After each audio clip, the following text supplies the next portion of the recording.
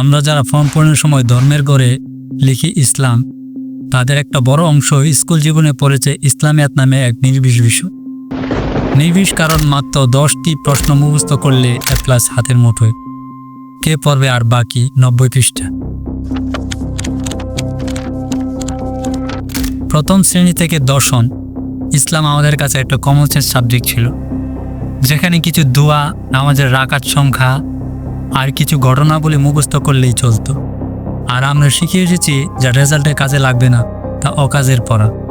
এই ছিল আমাদের ইসলাম শিক্ষার ভিত্তি। ফলে সেই ইসলামিয়াতের আবরণ কখনো ছেদ করে আমাদের হৃদয়ে ইসলামের প্রকৃত শিক্ষা প্রবেশ করতে পারেন।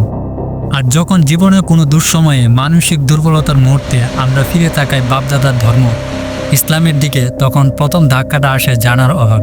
তখন আমরা হাতড়ে বই, ওয়েবসাইট, ইউটিউব, তত্ত্ব, ভাষা ভুলভাল অনেক সময়, আর ফল অল্প বিদ্যা বয়ন করি। নিজেকে মনে হয় স্কলার, অথচ জ্ঞানের হারই শূন্য। এদিকে আমাদের সমাজে ফতোয়াবাজ, মিলাদজীবী, মরিচচুষা একদল লেবাসদারি হুজুরের আধিপত্যে আমরা পুরো আলিম সমাজকে প্রশ্নবিদ্ধ করে ফেলেছি।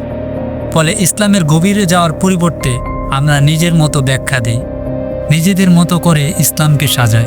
আমরা যা বুঝি সেটাই ইসলাম। কিন্তু প্রশ্ন হলো, ইসলাম কি এভাবে চলে? নিজের মতো করে বুঝে নিজের মতো মানতে গিয়ে কি পরিমাণ ক্ষতি করছি তা কি আমরা জানি? ইসলাম শেখা মানে শুধু পড়া নয়, শিখতে হয় সঠিক উসুল, সঠিক উৎস থেকে, সঠিক মানুষের কাছ থেকে। যেমন নবীজি সাল্লাল্লাহু আলাইহি সাল্লাম সাহাবীদের শিখিয়েছেন, তেমনি আমরাও চাইলে শিখতে পারি, ধাপে ধাপে, ধৈর্যের সাথে। কিন্তু প্রথম শর্ত হলো নিজেকে খালি রাখা। আমি কিছুই জানি না, এই বোধ থেকেই শুরু হয় সত্য জ্ঞান। আর ইসলামের দরজা তখনই খুলে যায় যখন আমরা বিনয় নিয়ে তা জানার চেষ্টা করি। এই ভিডিওটা এখানেই শেষ নয়, এটা কেবল একটা প্রশ্ন ছুড়ে দেওয়া। তুমি ইসলাম জানো, না কেবল ইসলাম নিয়ে ভাষা মনে করো? আর যদি জানতে চাও, তবে শুরু করো আবার একেবারে শুরু থেকে, এইবার জানার জন্যে।